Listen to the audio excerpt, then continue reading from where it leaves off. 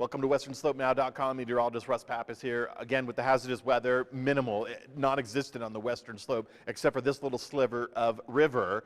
I didn't mean to rhyme there, but we're talking about the Roaring Fork River around Basalt, El Jebel, Carbondale, these areas. If you're familiar with the river, there's an ice jam situation. When that ice jam bursts, then we're going to have some low-lying flooding along this area. So just be cautious. Outside of that, there's nothing really expected for the rest of this weekend. We're working on better temperatures. Average high temperature for Montrose this time of the year is 41.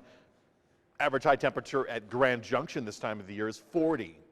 So we should get slightly above those averages. We still have inversions in place around the Gunnison River Valley and the Yampa River Valley around Craig.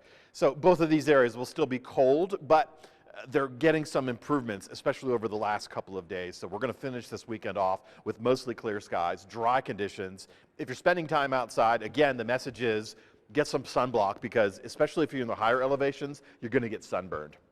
Now, looking late this afternoon, this cutoff low pressure system has developed and will continue to move inland late tonight and early Monday. This is going to be for Arizona and New Mexico. By default, we'll get some added cloud coverage in the Four Corners region, and that'll extend even as far north as the I-70 corridor. But this is significant because this cutoff low pressure system, it's a wild card. It could actually change direction and drive right into the San Juans instead of south of them, and then we could see a whole different precipitation forecast of rain and snow. But as it stands right now, we're dry. But we need this low to work in tandem with yet another storm system in the Pacific Northwest Sunday, Monday. This is going to drop down into the northern mountain zones. We're talking Idaho, Montana, Wyoming, Jackson Hole, et cetera, et cetera.